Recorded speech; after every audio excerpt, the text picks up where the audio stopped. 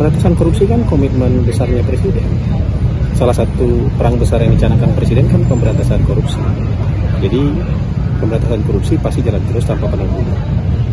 Gitu, itu kan komitmen Presiden. Bang, dikit bang, agenda bang. Kalau agenda bang. Agenda apa? Iya. Aduh, hari ini. Tunggu. Apa itu? Sudah.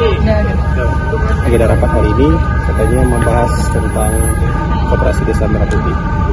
Tapi detailnya belum. Siapa aja mas?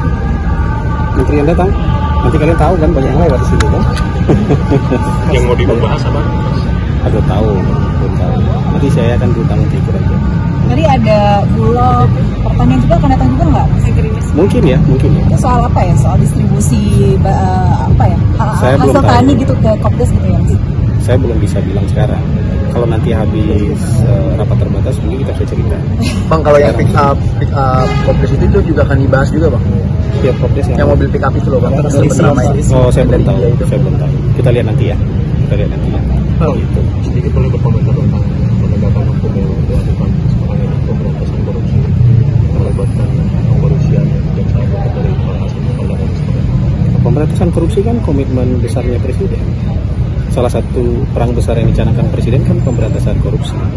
Jadi pemberantasan korupsi pasti jalan terus tanpa pandang bulu. Gitu, itu kan komitmen Presiden. Bang, terkait dengan proses seleksi atau proses yang KPH dari lakukan ini, katanya bagaimana dilakukan Bang? Saya belum tahu itu. Nanti, Sudah diterima oleh Pak Presiden seperti nanti coba tanya Pak Mensesnek ya, kalau yang itu ya. Bukan di ini saya. Ya. Bang, soal Kepres 66 tahun 2025 juga kan menjadi sorotan tuh Bang, yang kayak dijaga rumah jam khusus kemarin tuh. Itu awal mula Kepres itu dibuat seperti apa sih Bang? Barangkali tahu Bang. Waktu itu Presiden mengeluarkan surat itu untuk menjamin kelancaran tugas penegak hukum di lapangan supaya tidak ada gangguan.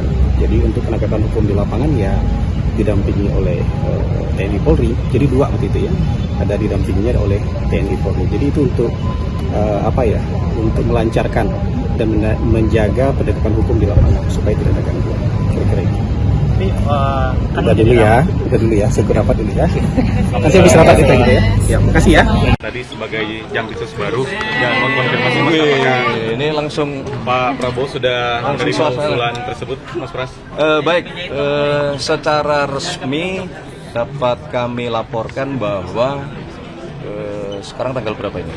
15 ya, sekarang tanggal 15. Jadi per kemarin hari Selasa tanggal 14 Jaksa Agung telah secara resmi mengirimkan surat kepada Bapak Presiden untuk mengajukan usulan nama pengganti pejabat Jaksa Agung Muda Tindak Pidana Khusus yang beberapa waktu yang lalu mengajukan pengunduran diri. Aku tanya hafal suaranya nih. Dari 8 hari itu Mas tadi laporan apa saja yang di akhirnya disepakati Gimana nggak dengar? soal rapat hari ini dulu, jadi hal-hal apa saja disampaikan dari Mensesnek ke Komisi 13 dan apa yang disepakati akhirnya. Baik, terima kasih teman-teman. Jadi hari ini kami memenuhi undangan dari Komisi 13, undangan rapat kerja dalam rangka laporan pertanggungjawaban keuangan pemerintah tahun anggaran 2025. Jadi sebagaimana biasa, memang prosesnya seperti itu setiap tahunnya. Yang intinya kami melaporkan seluruh penggunaan anggaran di Kementerian Sekretariat Negara yang sekarang membawai kurang lebih 17 satker, dan alhamdulillah tahun 2025 kami mendapatkan penilaian dari BPK wajar tanpa pengecualian, dan itu sudah berjalan selama 12 tahun berturut-turut, sehingga tadi kami juga dalam forum raker tersebut menyampaikan apresiasi, terima kasih dan penghormatan yang setinggi-tingginya juga kepada para menteri sekretaris negara yang sebelum periode kami yang menjaga tata kelola pengelolaan keuangan kita selalu mendapatkan wajar tanpa pengecualian selama 12 tahun berturut-turut. Kemudian juga kami melaporkan beberapa hal di luar laporan keuangan yang tentunya itu masih berkaitan dengan tanggung jawab tugas yang diemban di bawah Kementerian Sekretariat Negara. Salah satunya adalah mengenai pengelolaan aset negara, yaitu yang berada di bawah Badan Layanan Umum, PPK GBK dan PPK Kemayoran, yang sebagaimana saudara-saudara juga pasti mengikuti bulan yang lalu tanggal 18 Juni salah satunya adalah proses pemindahan pengelolaan kompleks Blok 15 Hotel Sultan, yang itu salah satu bagian dari kawasan pengelolaan GBK yang kami bertanggung jawab dan melaporkan kepada Komisi 13 beserta dengan rencana-rencana ke depan untuk kita. Semangatnya adalah mengoptimalkan pengelolaan aset yang dimiliki oleh negara sehingga pemasukan atau pendapatan kepada negara itu jauh lebih optimal lagi. Mas, eksekusi Hotel Sultannya udah selesai belum sih, Mas? Sekarang sedang proses untuk pengosongan, karena memang kita menyepakati kurang lebih butuh waktu sekitar 1 bulan untuk pengosongan aset-asetnya. Targetnya diserahkan ke Danantara kapan, Mas? Kita sedang dalam proses, ya, sudah beberapa kali rapat dengan teman-teman Danantara, dalam hal ini Injurni ya, untuk kemudian ke depan supaya pengelolaan hotelnya bisa lebih optimal sebagaimana yang tahun lalu juga JCC itu sudah habis kontraknya, kemudian tidak kita perpanjang dan kita kelola sendiri, dan ternyata itu secara signifikan menambah PNBP kita. Kalau ini Kemayoran, Mas, asetnya apa sih, Mas, yang mau diambil negara? Bukan kok asetnya apa yang mau diambil negara, tidak ya. Jadi prosesnya adalah seluruh kawasan baik Kemayoran maupun GBK itu semenjak kami diberi amanah kurang lebih sekitar 1,5 tahun yang lalu, memang kami melakukan review terhadap seluruh kontraknya, karena memang jenisnya bermacam-macam.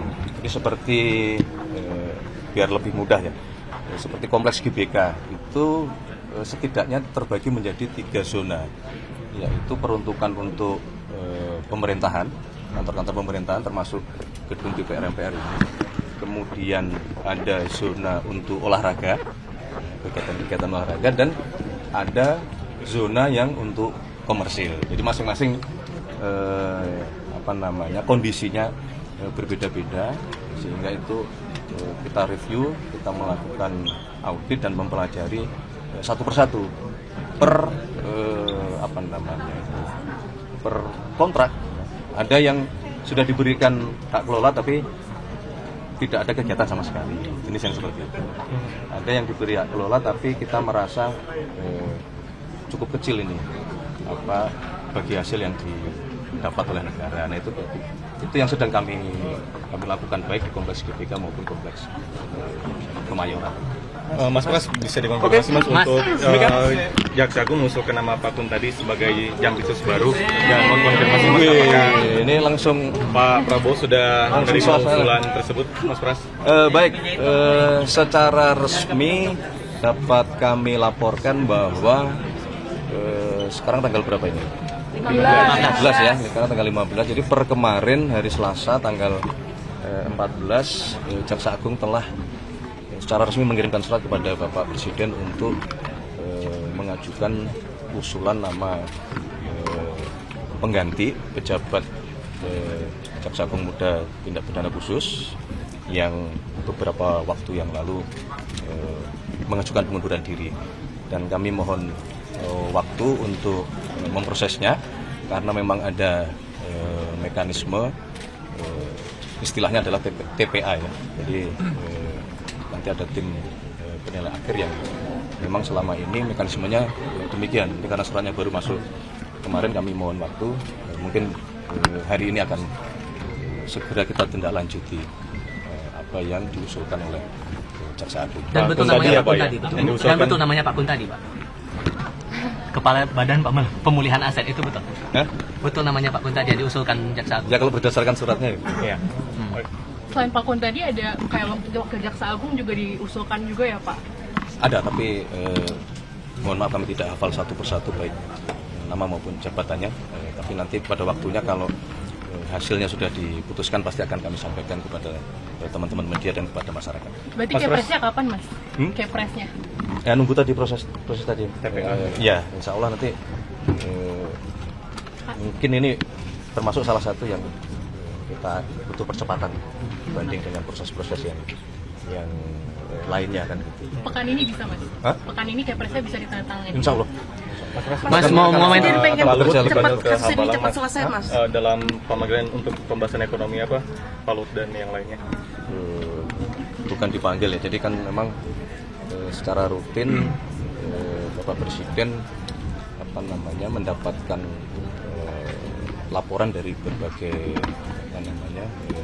pihak yang secara rutin, salah satunya adalah dari Dewan Ekonomi Nasional. Jadi memang secara rutin beliau Pak Lut sering minta waktu untuk menyampaikan hasil kajian-kajian dari Dewan Ekonomi Nasional, dan menurut saya kemarin sangat produktif, hampir kurang lebih 3 jam Dewan Ekonomi Nasional memberikan paparan mengenai kondisi ekonomi kita yang sehari sebelumnya, sebagaimana yang saudara-saudara juga monitor, Bapak Presiden memimpin ratas khusus ekonomi yang dihadiri cukup banyak oleh menteri-menteri yang berkenaan dengan masalah ekonomi, karena tentu dengan dinamika di Timur Tengah yang kembali menghangat, itu kita perlu mengantisipasi beberapa hal, terutama untuk satu, menjaga masalah fiskal kita, manakala menghangatnya dinamika itu misalnya akan berpengaruh kembali terhadap harga minyak. Meskipun dapat kami sampaikan bahwa tidak perlu ada yang dikhawatirkan, sekali lagi berkenaan dengan suplai minyak kita aman, meskipun dinamika di Timur Tengah maupun di Selat Hormuz itu kembali meningkat. Termasuk efek dari nilai tukar kita yang kembali di level 18.000 terakhir 18.200-an, apakah itu juga ikut jadi atensi dari Presiden, dikhawatirkan akan berpengaruh ke hal-hal lainnya juga gitu Mas? Ya tentu, itu kan menjadi salah satu bagian ya ketika kita bicara ekonomi ini kan mulai dari makro sampai ke mikronya. Jadi kalau saudara perhatikan banyak menteri-menteri teknis yang itu pada tataran mikro, bagaimana Bapak Presiden selain menerima atau meminta update dari seluruh program-program yang sedang dijalankan, tetapi juga beliau kemarin memberi penekanan untuk mempercepat. Salah satu antisipasinya adalah menjaga makro, macam-macam teknisnya, menjaga mikronya juga macam-macam. Salah satunya adalah ekonomi real harus didorong, yang itu menjadi program pemerintah, misalnya mengenai pembangunan kampung nelayan itu diminta untuk dipercepat, karena itu bagian juga dari menjaga ekonomi kita terus bergerak kan. Termasuk soal kasusnya Budi Susi katanya menaikkan biaya haji 2027. Belum mengenai biaya haji belum, karena kan baru proses awal ya yang dipimpin oleh Menteri Haji untuk sesegera menghitung berapa sesungguhnya biaya haji untuk tahun 2027. Namun kan tentu evaluasi pelaksanaan haji tahun 2026 tidak hanya berkaitan dengan besaran nilai biaya haji tahun 2027, karena juga itu berkaitan. Jadi manajemen pengelolaan haji akan menentukan juga nanti di ujung berapa besarnya nilai biaya haji bagi jemaah kita. Itu ada apa untuk menaikkan juga? Ada kenaikan juga infonya? Ya belum, ya masih dihitung, karena itu kan menjadi tidak bisa berdiri sendiri, Mas. Jadi misalnya proses haji jemaah kita itu kan berada di secara total ya itu kan 40 sampai 41 hari. Nah, kalau kemudian kita berhasil menurunkan masa tinggal selama di Arab Saudi, itu kan tentu akan berpengaruh terhadap ongkos hajinya gitu. Jadi kalau kemarin yang sudah muncul itu kan dalam kondisi atau asumsi tidak terjadi perubahan. Misalnya penambahan flight kita berharap itu akan menurunkan masa tinggal. Nah, kalau masa tinggalnya berkurang, logikanya kan biaya hajinya mungkin bisa dihitung untuk bisa dikurangi atau diturunkan. Kira-kira begitu. Mas, ada pandangan untuk kasus Febri ini lebih dialihkan saja kepada KPK untuk menjaga independensi jaksa, karena dikhawatirkan kalau jaksa yang megang, sementara yang jadi berkasus itu mantan pejabat jaksa, akan berpengaruh kepada independensi jaksa mengusut kasus, Mas. Gimana kalau yang penting menurut pendapat saya adalah kita semua, sekali lagi ya, sebagaimana yang sudah berulang kali saya sampaikan, bahwa mari kita menghormati seluruh proses hukum dan berkenaan dengan masalah tindak pidana korupsi. Berulang kali juga Bapak Presiden selaku kepala negara maupun kepala pemerintahan mengingatkan kepada kita semua, terutama jajaran pemerintahan, untuk memperbaiki diri, menghilangkan praktek-praktek yang tadi kami sebutkan. Mungkin semangatnya adalah itu. Mas, kemarin Pak Prabowo kan bilang TNI dan Polri butuh bukti yang baik supaya itu sinyal ada kenaikan dari TNI dan Polri, Mas. Sesungguhnya kita ingin semuanya membaik ya, tidak hanya TNI maupun Polri kan. Tujuannya untuk apa? Tujuannya apa perlunya gitu untuk dinaikkan lagi gaji TNI dan Polri? Enggak kan, untuk menjalankan tugasnya ya, tentu saja kita itu kan bagian dari bentuk apresiasi. Makanya kalau saudara perhatikan kan yang pertama dilakukan oleh Bapak Presiden kan para hakim dulu. Itulah oleh karena semua kan menyesuaikan dengan kemampuan fiskal kita kan begitu. Nah, makanya kita harus mendorong ekonomi. Yang disebut dengan mendorong ekonomi adalah berusaha keras. Ekonomi ini harus kita yang menguasai. Keuntungan sebanyak-banyaknya harus negara yang mendapatkan manfaatnya. Maka kita bentuk danantara, kemudian maka kita keluarkan aturan mengenai ekspor satu pintu. Itu adalah upaya untuk mengurangi apa yang selama ini praktek-praktek under invoicing, under reporting, tidak melaporkan sesuai dengan volume yang seharusnya, tidak melaporkan sesuai harga yang tidak seharusnya. Ada juga istilah transfer pricing, menjual ke perusahaannya sendiri di luar negeri. Nah, selisih-selisih inilah yang berpengaruh terhadap pemasukan kepada negara. Nah, itu jadi ini kebijakan-kebijakan yang memang terintegrasi ya. Artinya tidak berdiri sendiri, semua saling berkaitan. Mas, apa benar Pak Prabowo Oke, terima kasih ya. panggil Kapolri, Mas, Sabtu lalu malam, Mas?